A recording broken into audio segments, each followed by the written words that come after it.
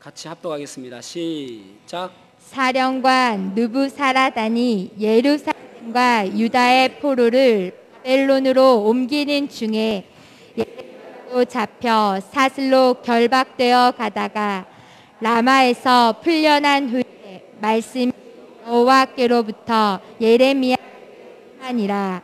사령관이 예레미야를 불러다가 이르되 내 하나님 여호와께서 이 제단을 선포하시더니 여호와께서 말씀하신 대로 행하셨으니 이는 너희가 여호와께 범죄하고 그의 목소리에 순종하지 아니하였으니 이제 이루어졌도다.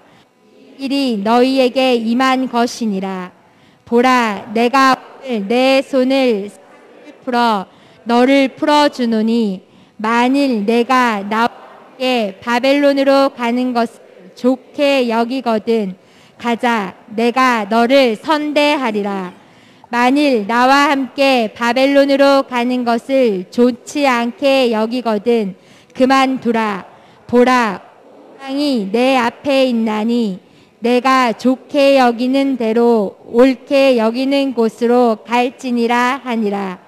예레미야가 아직 돌이키기 전에 그가 다시 이르되 너는 바벨론의 왕이 유다 성읍들을 맡도록 세운 사반의 손자 아히감의 아들 그다랴에게로 돌아가서 그와 함께 백성 가운데 서거나 내가 옳게 여기는 곳으로 가거나 할지니라 하고 그 사령관이 그에게 양식과 선물을 주어 보내매 예레미야가 미스바로 가서 아히감의 아들 그다랴에게로 나아가서 그 땅에 남아있는 백성 가운데서 그와 함께 사니. 아멘. 아멘. 착석하시겠습니다. 우리는 이 땅에 살아가면서 여러 가지 선택을 하며 살아갑니다. 때로는 아주 중요한 선택이 있을 수도 있죠. 잘못 선택해서 목숨을 잃어버리는 경우도 있으니까요.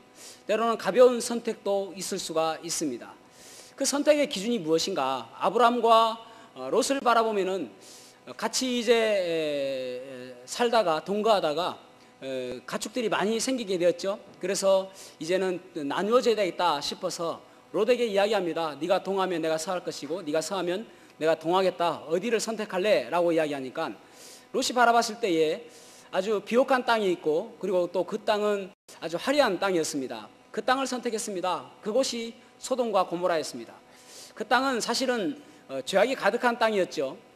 겉으로 보기에는 아주 탐스러운 그 하와가 보았던 것처럼 먹음직스럽고 보암직스럽고 탐스럽기까지 한 그런 선악과처럼 아주 좋은 땅이었습니다. 그 땅을 선택한 롯은 결국은 소돔과 고모라가 멸망할 때 재산도 다 불타버리고 아내는 또 소금기둥이 되어버리고 그리고 또 아주 그 두 딸에 의해서 모압과 암몬의 참 그런 조상이 되어버리죠. 아주 참 잘못된 선택을 했다라고 볼 수가 있을 것입니다. 아브라함은 그럼에도 불구하고 참 좁은 길을 선택함으로 인해서 믿음의 조상이 되었고 또 하나님께 축복받는 그러한 인생이 되었습니다. 여러분, 우리가 이 땅에 살아가면서 참 어떤 선택을 하는 것이 바람직하고 주님께서 기뻐하시는 선택인가? 오늘 본문의 말씀을 가지고 어떤 선택을 할 것인가 라는 제목으로 말씀을 나누겠습니다. 첫 번째로는 세상에 도전을 주는 삶을 선택해야 됨을 알 수가 있습니다. 세상에 도전을 주는 삶을 선택해야 된다.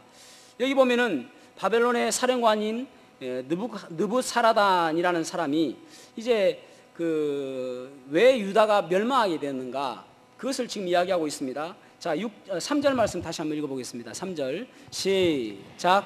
여호와께서 그가 말씀하신 대로 행하셨으니 이는 너희가 여호와께 범죄하고 그의 목소리에 순종하지 아니하였으므로 이제 이루어졌도다. 이 일이 너희에게 임한 것이니라. 아멘. 아멘.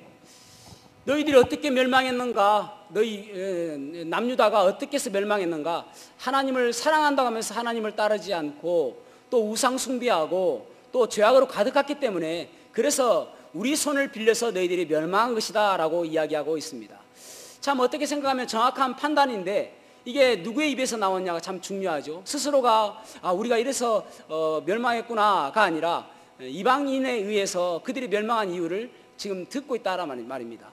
요나서 1장에 보면은 요나가 이제 하나님께서 니느웨로 가라라고 명령하시는데 니느웨 가기 싫은 거예요. 니느웨 가서 복음을 전해야 되는데 가기 싫은 것입니다. 그래서 다시스로 가는 배를 타게 되어집니다. 그런데 1장 6절에 보면은 이제 가다가 풍랑을 만나게 되어지는데 그 선장이 요나에게 뭐라고 이야기하냐면은 이제 다 사람들 막 하나님께 기도하고 있어요. 이방인들이 기도하고 있습니다. 하나님께 살려달라고 풍랑을 만났으니까. 그런데 배 밑에서 자고 있는 것입니다. 그래서 자는 자여 어찌미뇨 내 하나님께 구하라 라고 이야기합니다. 아니 하나님의 이름을 지금 이방인이 이야기하고 있는 것을 보게 되어지죠. 여러분 오늘날 참 교회가 어떻게 생각하면은 세상 사람들의 걱정거리가 되고 있습니다. 여러분 교회가 세상 사람들을 걱정해야지 교회를 세상 사람들이 걱정해서 안 되잖아요. 왜 그렇습니까? 교회가 교회답지 못하기 때문에 그런 것이죠. 교회에서 하나님 말씀이 선포돼야 되고 교회는 오직 하나님만이 영광 받으셔야 되는데 그렇지 못하니까 그런 것이죠. 여러분 우리 교회가 말씀이 기준되어지고 말씀이 살아 역사하는 그러한 교회가 되어져야 세상 사람들의 걱정거리가 되지 않는 것입니다. 아브라함 보십시오. 아브라함은 그가 하나님 말씀의 기준을 삼고 살아가니까 결국은 하나님께서 그를 축복하신 거 아닙니까? 히브리서 11장 8절에 보면은 믿음으로 아브라함은 부르심을 받았을 때에 순종하여 장래의 유업으로 받을 땅에 나갈세. 하나님 말씀에 즉각적으로 순종하고 나갔단 말입니다. 무엇을 포기합니까? 자기의 재산을 포기하고 자기의 명예를 포기하고 자기의 가족들을 포기하고 그는 간 것입니다. 결국은 그 포기하는 것 때문에 하나님께서 더 큰 믿음의 조상으로 불러주신 것이죠. 또 어떤 시험을 하십니까? 11장 17절에 보면은 아브라함은 믿음으로 시험을 받았을 때에 그 아들 이삭을 드렸다 그렇게 말씀하고 있잖아요. 그 외아들은 약속들을 받은 자다 그렇게 말씀하고 있습니다. 그 약속들을 받은 자기의 하나뿐인 없는 씨앗인데 아브라함은 믿음으로 순종하였다라고 말씀하고 있습니다. 여러분 우리가 이 땅에 살아가면서 교회가 반드시 해야 될 일이 무엇인가 하면은 하나님 말씀에 순종하는 모습이 세상 사람들에게 비추어져야 그때 교회가 세상 사람들의 걱정거리가 되지 않는 것입니다. 여러분 왜 교회가 자꾸 세상 사람들의 걱정거리가 되냐면은 교회가 세상 사람들과 다를 것이 없기 때문에 그렇습니다. 여러분 타락이라는 것은 무엇인지 아십니까? 타락이란 거룩함을 상실한 것입니다. 다시 한번요. 타락이란 거룩함을 상실한 것입니다. 거룩함을 상실했다는 것은 무엇입니까? 세상과 구별되지 않는다는 말입니다. 똑같다 말입니다.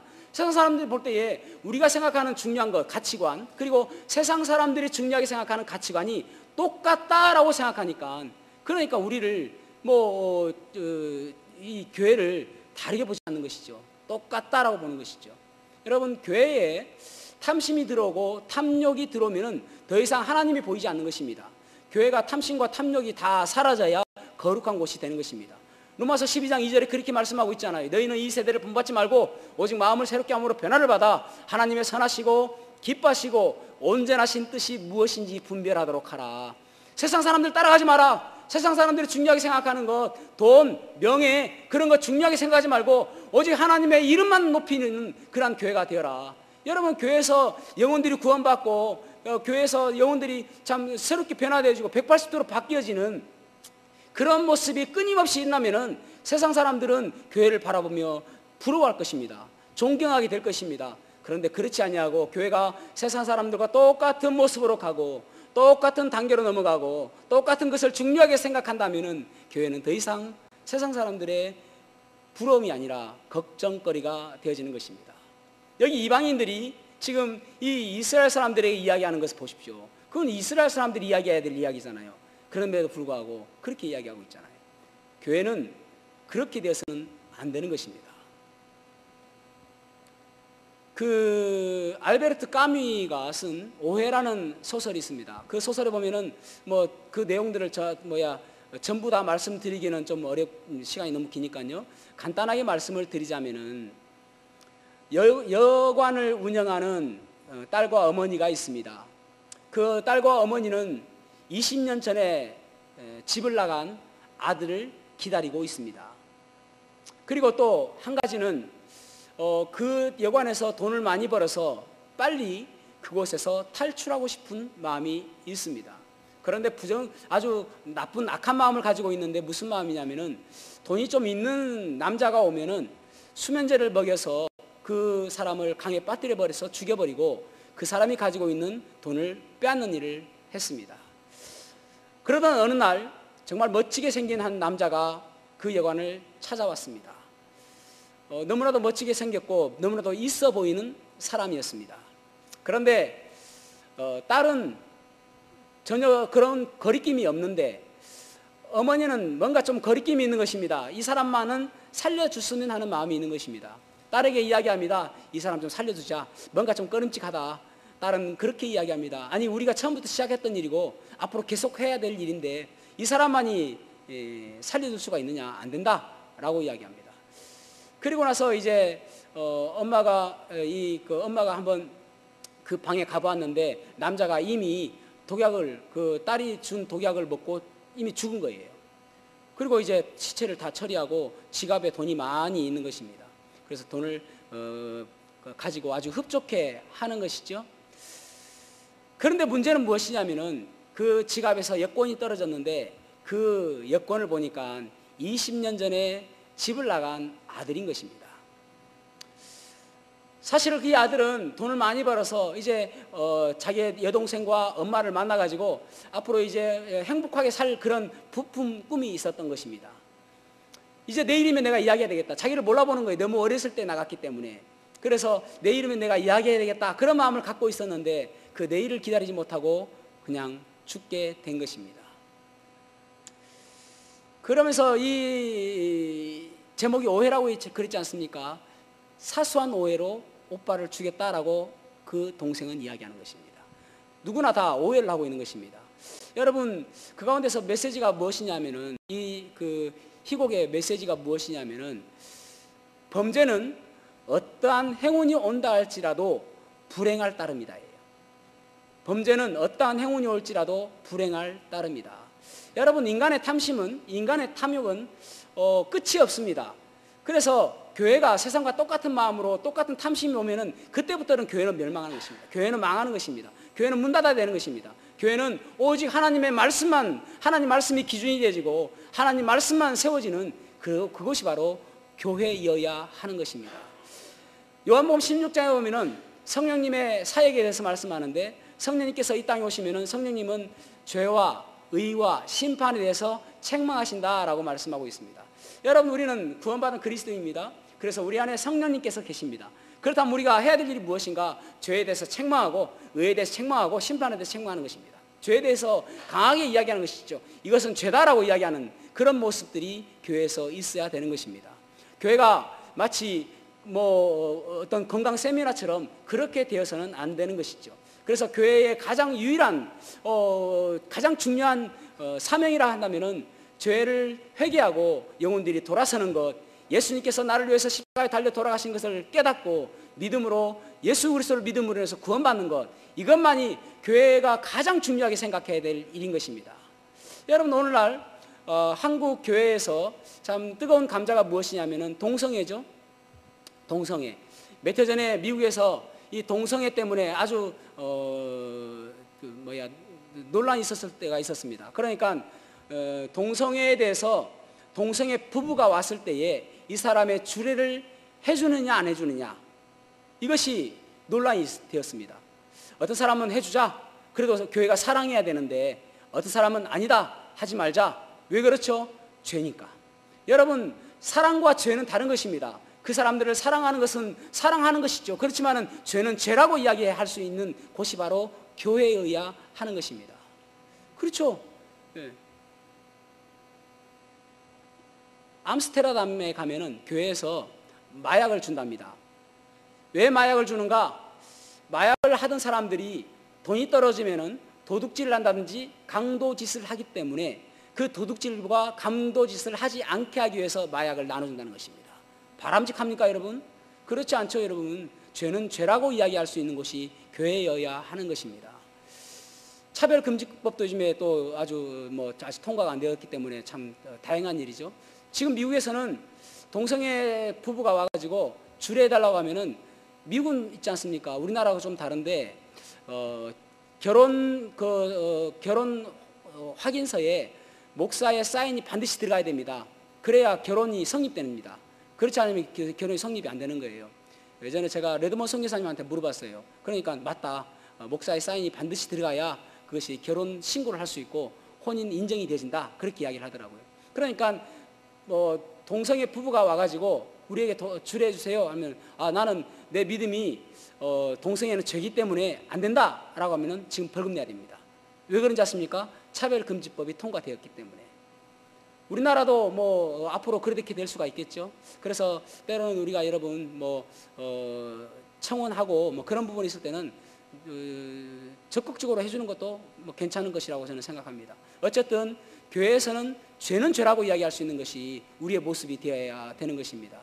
그럴 때에 결국은 교회가 세상 사람들을 바라보면서 우리가 찝어줄 수 있는 모습. 그래서 여러분 여기 마태복음 5장 13절에 보면은 우리가 어떻게 살아야 되는지를 말씀하고 있잖아요. 마태복음 5장 13절에 너희는 세상의 소금이니 소금이 만일 그 맛을 잃으면 무엇으로 짜게 하리요? 후에는 아무 쓸데없어 다만 밖에 버려져 사람에게 밟힐 뿐이니라. 너희는 세상의 빛이라. 산 위에 있는 동네가 숨겨지지 못할 것이요 사람이 등불을 켜서 말 아래에 두지 아니하고 등경 위에 두나니 이러므로 집안 모든 사람이 비치느니라. 이같이 너희 빛이 사람 앞에 비치게 하여 그들로 너희 착한 행실을 보고 하늘에 계신 너희 아버지께 영광을 돌리게 하라. 아멘. 그래서 교회는 착한 행실을 보여주고 그런 부분들이 우리가 선한 행동을 가지고 선한 마음을 가지고 선한 행위를 통해서 사람들에게 교회가 반드시 필요한 것처럼 보여져야 되는 것입니다. 그래야 교회가 세상에게 도전을 주는 것이죠. 세상에게 손가락질 받는 교회가 아니라 세상 사람들을 걱정하고 그들을 위해서 기도하는 그러한 교회가 되어야 될 줄로 믿습니다. 두 번째로는 신앙 공동체 중심의 선택과 결정을 해야 됨을 알 수가 있습니다. 신앙 공동체 중심의 선택과 결정을 해야 된다. 여기 사령관 느부사라단이 예레미야에게 이제 예레미야를 사슬에 묶여서 가는 것을 보게 되어집니다. 그래서 사슬을 풀어주고 그에게 이제 이야기합니다. 바벨론에 가서 살자. 여러분 이 예레미야는 지금 친바벨론파입니다. 바벨론을 섬겨라, 바벨론 왕을 섬겨라, 바벨론에 굴복해라 그런 이야기거든요. 그러니까 바벨론에 가면은 그는 명예와 또 부를 얻을 수가 있습니다. 여기 39장에 보면은 느부갓네살을 또 만나게 되어지거든요. 그래서 그때도 쇠사슬에 묶여 있는데 느부갓네살이 풀어줍니다. 그러니까 두 번 쇠사슬에 묶였다 볼 수 있는 것이죠. 그래서 느부갓네살에게 이제 인정을 받게 되어지고 이제 느부사라단이라는 사령관에게 또 인정을 받게 되어집니다. 그래서 바벨론에 가서 살자라고 이야기합니다. 그런데 이 예레미야는 어떻게 이야기하는가? 자, 6절 말씀 읽어보겠습니다. 6절 시작. 예레미야가 미스바로 가서 아히감의 아들 그다랴에게로 나아가서 그 땅에 남아있는 백성 가운데서 그와 함께 사니라. 아멘. 이 앞에 보면 이제 어떤 내용이냐면은 만약에 이 땅에 살 것 같으면은 그다랴한테 가라. 왜냐하면 그다랴는 그때 총독인데 그 사람들의 이제 민심을 얻은 사람입니다. 그러니까 그다랴의 할아버지가 사반인데 사반이 누구냐면은 요시야 때의 서기관입니다. 그리고 그 아버지가 아히감인데 아히감 때에 이 20년 전에 예레미야를 풀어줬던 사람입니다. 그러니까 예레미야에게는 상당히 호의적인 그런 집안이라고 할 수 있는 것이죠. 그래서 그다랴에게 가라. 그러면 네가 좀 더 편할 것이다라고 해서 이 예레미야가 그다랴에게 가는 것입니다. 여러분 결국은 예레미야의 선택은 무엇인가 하면은 그 믿음의 자기의 동족들 그 사람들에게 가겠다라는 것입니다. 어쩌면 사실은 좀 위험할 수 있거든요. 그러니까 계속 예레미야는 사람들에게 핍박받았지 않습니까? 왜 그렇습니까? 친바벨론파이기 때문에. 민족적으로 보면은 이 사람은 매국노라고 할 수 있는 것이죠. 그래서 유대 사람들은 이 예레미야를 자기의 자기 편이라고 생각하지 않는 거예요. 바벨론 편이라고 생각하는 것입니다. 그러니까 조금 위험할 수 있겠죠. 그러니까 그다랴에게 가라라고 이야기하는 것입니다. 그럼에도 불구하고 이 예레미야는 하나님께서 그에게 맡기신 사명이 무엇인지 그것은 깨닫기 때문에 그 동족과 같이 하겠다라는 것입니다. 여러분, 우리가 철들었다는 것이 무엇이냐면은 다른 사람에게 눈을 돌리는 것입니다. 여러분, 우리가 아이들이 아이고 너 철들었다라고 하는 것은 부모의 마음을 알면은 얘가 철드는 것입니다. 그렇죠? 우리가 성도들 가운데 그러니까 이제 하나님께서 보실 때에 좋은 그리스도인이다라고 하는 것은 하나님의 마음을 아는 사람은 좋은 그리스도입니다. 성도들 간에도 다른 지체들을 좀 생각하고 다른 지체들을 섬기는 모습이 있는 그런 사람들이 좋은 성도라고 할 수가 있는 것입니다. 그러니까 다른 사람들에게 마음이 있고 배려하는 마음, 그런 마음이 있는 사람이 이제 철들은 성숙한 사람이라고 할 수가 있을 것입니다. 여러분, 우리는 나 한 사람에게서 시선을 돌리면서 다른 사람들을 바라보는 시선이 있어야 됩니다. 그러기 위해서 우리 교회에 대해서 한번 생각해 봐야 됩니다. 우리 교회는 신앙 공동체입니다. 교회를 귀하게 여기고 사랑하는 마음이 있어야 됩니다. 여러분, 어떤 사람이 우리 성도들에게 누가 물어봅니다. 교회 다니신다면서요? 네. 어느 교회 다니세요? 울산 성서침례교회 다닙니다. 그러면 그 사람이 뭐라고 이야기합니까? 진짜 좋은 교회 다니시네요. 복음적인 교회, 복된 교회, 아주 좋은 교회 다니시네요. 그러겠죠? 뭐 알아야, 그죠? 그냥 하는 이야기인데 일부 예배 때 가만히 있어가지고 제가 기분 나빴습니다. 이거 아멘 해야 되는데. 어떤 사람은 자기 교회에서 좀 긍지심이 없는 사람은 교회 다니신다면서요? 어느 교회 다니세요? 집 앞에 가까운 교회요.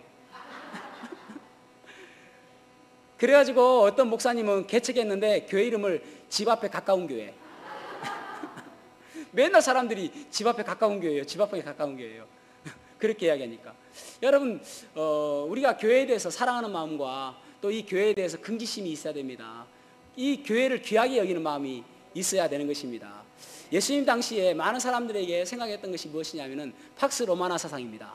황제가 나를 평안하게 하고 나를 행복하게 해준다. 황제가 나에게 힘이다 라고 생각했을 때입니다. 그때의 그리스도인들의 고백은 무엇이냐면은 베드로가 고백했던 것처럼 마태복음 16장 18절에 주는 그리스도시요 살아계신 하나님의 아들이십니다. 고백했던 것처럼 주님은 나의 주인입니다 라고 고백하는 것입니다. 주님은 나의 주인입니다. 그러니까 오늘날 교회에서도 말이죠, 우리가 보통 그런 이야기 사회적으로 많이 이야기하잖아요. 그 주인의식을 가져라. 회사에서도 그런 이야기 참 많이 합니다. 주인의식을 가져라. 주인의식을 가져야 회사에 애착심을 가지고 살 수 있다라고 이야기해요. 또 그래야 성공할 수 있다라고도 이야기합니다. 그런데 여러분, 교회에서 주인의식이란 무엇일까요? 주인의식이 잘못되어져서 발전하면 무엇이 되냐면은 주인행세입니다. 주인행세하면 안 되는 것입니다. 그런데 교회에서는 주인의식이라는 것은 무엇이냐면은 금방 말씀드린 것처럼 황제가 나의 주인이 아니라 그리스도께서 나의 주인이시다라고 믿는 믿음으로 살아가는 것입니다. 그러니까 교회에서도 주님은 나의 주인입니다라고 고백하는 거예요. 나는 주님의 종입니다. 나는 주님의 노예입니다라고 살아가는 것이 교회 안에서 주인의식이라는 말입니다. 여러분 잘 생각하셔야 됩니다.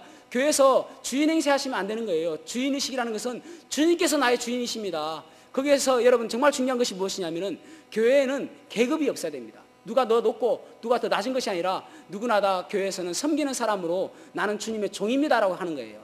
바울 사도는 로마서 1장 1절에 그의 정체에 대해서 내가 누구인가에 대해서 이야기하는데 뭐라고 이야기하면은 그리스도의 종된 바울은 크리스투스 둘로스 파울로스 그렇게 이야기해요. 그리스도의 종된 바울은. 그러니까 종이라는 말이 둘로스라는 말인데 둘로스라는 말은 무슨 말이냐면은 좀 더 정확하게 번역을 한다면 노예입니다. 나는 그리스도의 노예입니다 라고 하는 것입니다. 그러니까 여러분 이 땅에 살아가는 많은 그리스도인들이 교회에 와서 내가 주인이 아니라 주님께서 이 교회의 주인이시고 나는 주님을 섬기는 나는 노예입니다 라는 자세로 살아가는 것, 그것이 주인의식입니다. 그렇다면 여러분 주위에 있는 사람들을 바라보면서 내가 노예니까 내가 그분을 섬기고 주님께서 마치 제 아들의 발을 씻어준 것처럼 그런 섬기는 자세가 필요한 것입니다. 누군가가 계급이 아니라, 그러니까 목사도 계급이 아니고 집사님들도 계급이 아니에요. 직책이라는 것은 섬기는 자세라는 것입니다. 집사님들에 대해서 이야기를 하자면 집사라는 단어는 디아코노스라는 헬라어 단어거든요. 디아코노스라는 단어는 섬기는 자, 일꾼 그런 뜻입니다. 그러니까 목사도 섬기는 자이고 집사님들도 섬기는 그런 모습이라는 말입니다. 섬긴다는 것은 무엇을 의미하는가 하면은 더 낮은 자세로 그분을 위해서 도와주는 것입니다. 제가 여러분 오해하지 마십시오. 제가 예를 들어본다면은 우리는 교회에서는 제가 분명히 이제 여러분들을 제가 말씀으로 섬기고 또 기도로서 섬긴다는 마음으로 제가 이제 말씀도 열심히 준비하고 기도도 열심히 하려고 노력합니다. 그것이 제가 여러분들을 섬기는 자세이니까요. 그런데 이제 교회라는 것은 또 직장을 교회로 하신 분들이 계시잖아요. 우리 교회도 사역자들이 계시잖아요. 그분들에게 있어서는 저는 어쨌든 윗사람입니다. 그죠? 교회란 직장에서는 그런데 윗사람이란 말이죠. 그래서 제가 어디를 교회 일로 어디를 갈 때에 그분들이 저를 보좌해서 같이 동행합니다. 그래서 이제 어디를 가면은 그분들이 저를 많이 잘 도와주세요. 그분들이 참 좋은 저의 동역자라고 할 수 있는 것이죠. 그런데도 그분들이 꼭 나를 같이 가는 이유는 무엇이냐면은 나를 섬기는 모습으로 가는 거예요. 나를 윗사람으로 생각해서. 그러니까 우리가 섬긴다는 것은 무엇을 의미하냐면은 같이 하는 것입니다. 같이 하는 것. 그러니까 집사님들이나 저나 같이 하는 모습이 있어야 되는 것이죠. 예배 같이 하고 또 식당에서 섬길 때 같이 섬기고 또 청소할 때 같이 하고 이런 모습이 섬기는 모습이라고 할 수가 있는 것입니다. 그런 모습이 돼야 됩니다. 교회는 누구나 다 같이 섬기는 모습, 같은 시간을 내서 그렇게 섬기는 모습이 있어야 되는 것입니다. 또 교회 우리가 신앙 공동체를 선택한다는 의미는 또 어떤 의미가 있냐면은 교회에 대한 긍지심, 사랑하는 마음이 있어야 되는 것입니다. 저는 우리 교회를 멀리서부터 오시는 분들이 몇 분 계세요. 그분 보면 참 너무나도 감사합니다. 요즘에 기름값도 비싼데 기름 차 타고 오시고 그러면서 또 어떤 분들은 또 버스 타고 오시고 멀리서 오시는 분들 보면 너무나도 감사해요. 왜 그렇습니까? 교회를 사랑하는 마음이 있기 때문에.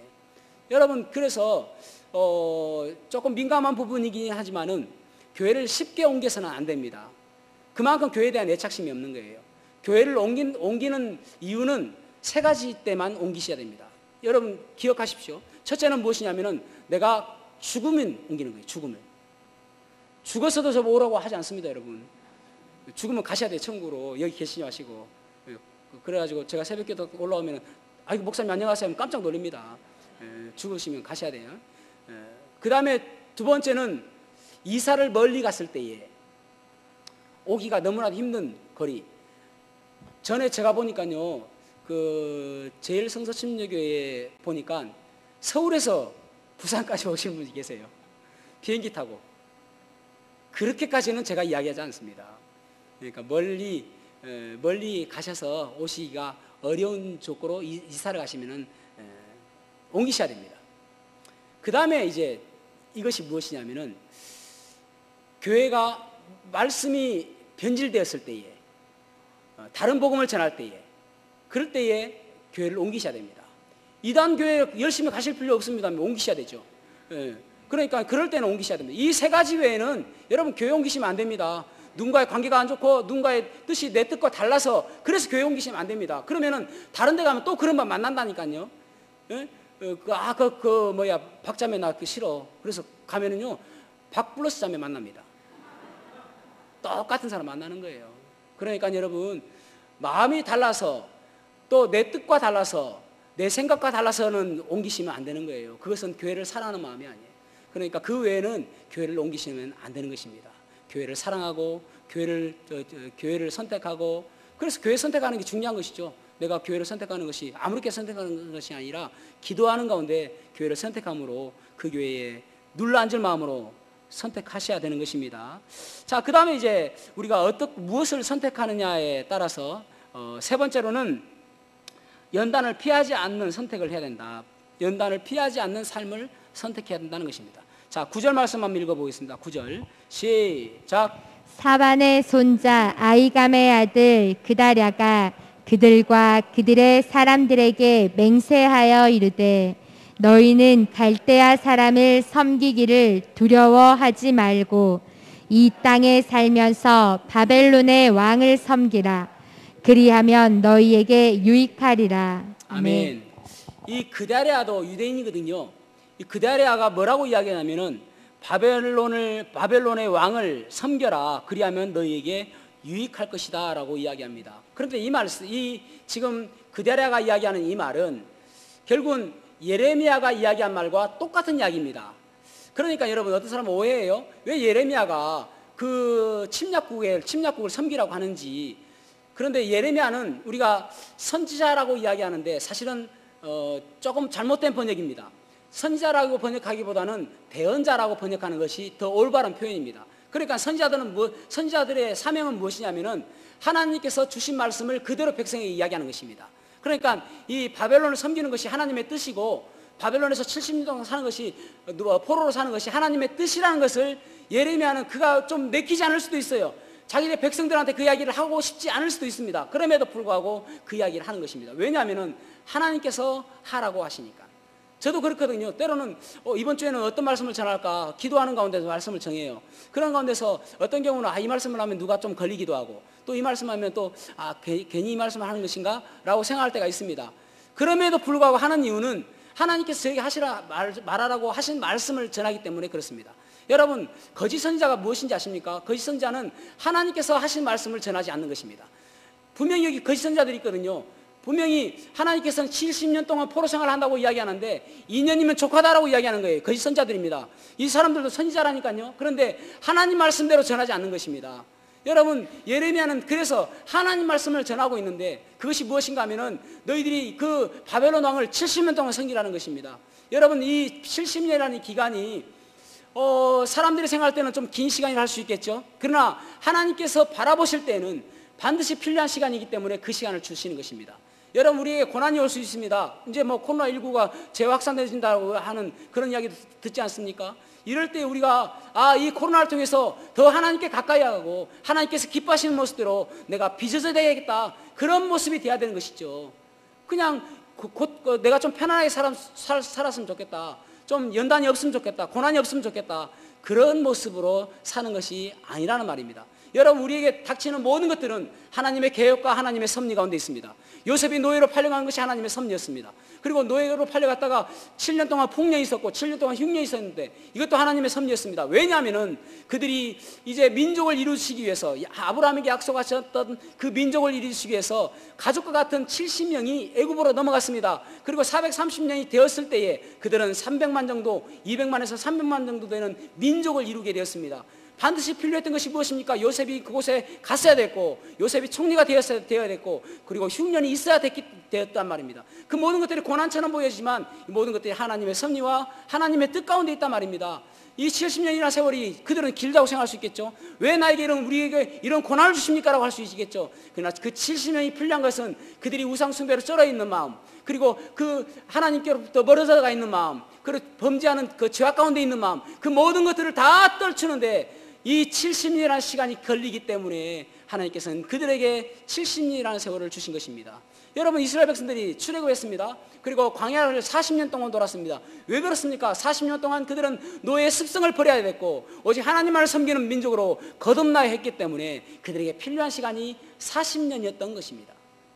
여러분, 우리에게 고난, 역경 이런 것들이 마치 우연처럼 보여지고 있는 것처럼 보여지지만 결국은 하나님께서는 우리를 그 연단을 통해서 더 하나님께서 쓰시기에 좋은 사람으로 단련하시고 그리고 더 정금같이 나오게 하게 하시기 위해서 하나님께서는 우리에게 그 연단의 길을 주시는, 그 연단의 시간을 주시는 것입니다.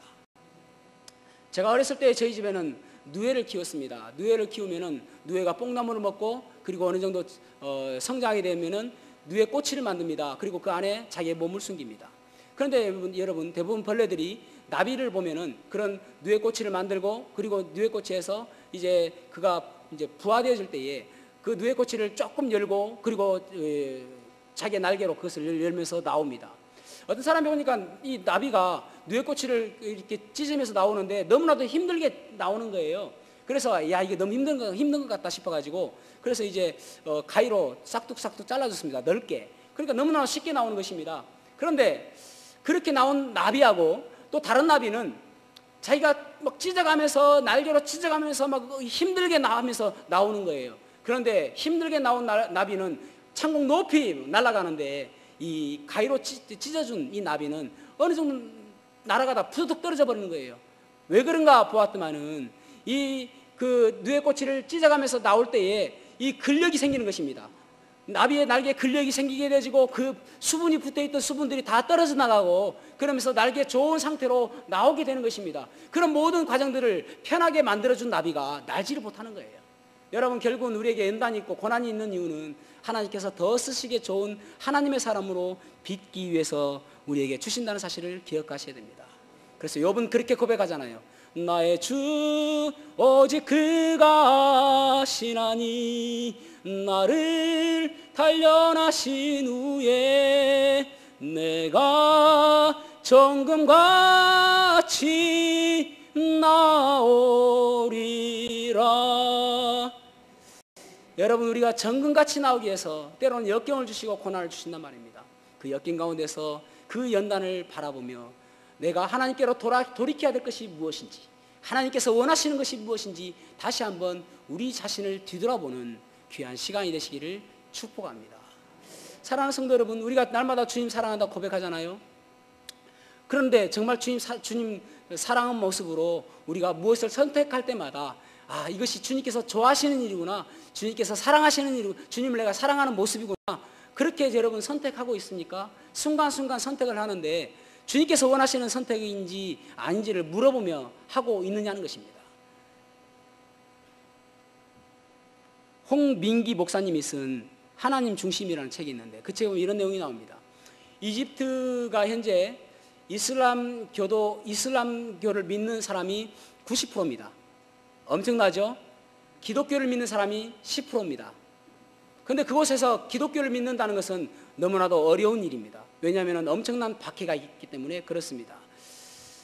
원래 초대교회 때만 해도 이 이집트라는 곳은 기독교가 왕성하던 곳이었습니다. 그래서 알렉산드리아 학파가 생길 정도로 그곳은 기독교가 아주 왕성했던 곳입니다. 그러면서 이제 6세기, 7세기를 접어들면서 이슬람이 들어오면서 점점 이슬람이 왕성하게 되어집니다. 지금 이슬람 국가에서 그 이집트 국가에서 아무리 공부를 열심히 하고 아무리 잘한다 할지라도 정부의 요직에 출세할 수가 없습니다. 또 취직하기도 어렵습니다. 무엇 때문에요? 예수님을 믿는다는 것 때문에. 그럼에도 불구하고 그들은 태어나면서 아이들은 이마나 손에 십자가를 그리고 우리는 그리스도를 믿습니다라고 그들은 고백하며 살아간다는 것입니다. 예전에 그리스도를 믿는 지도자들을 불러가지고 한 사람이 그렇게 박해를 하면서 이야기했습니다. 너희들이 그렇게 그리스도를 부인하지 않고 그리스도를 믿기를 원하느냐? 그렇다 우리는 죽는 한이 있다 하더라도 나는 예수님만 믿겠다라고 이야기를 합니다. 지도자들이. 그러면은 너희들이 예수님 믿게 해줄게. 너희들이 그곳에서는 자유스럽게 예수 믿게 해줄게.